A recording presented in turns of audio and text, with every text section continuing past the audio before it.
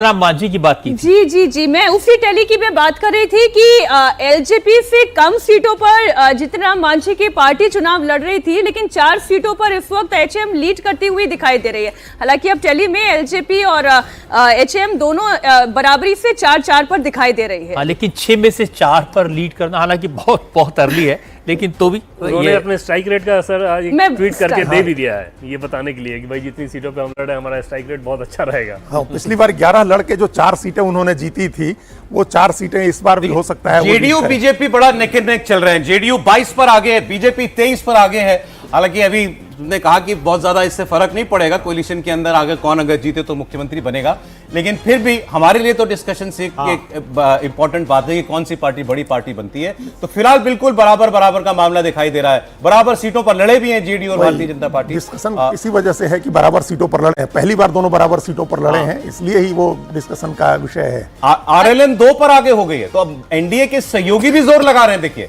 RLM 2 पर है, हम पार्टी आगे चल रही है, एलजेपी रामविलास चिराग पासवान हम तो 4 पर आगे चल रही है, 6 में से 4 पर आगे, और एलजेपी रामविलास 4 सीटों पर आगे चल रही है।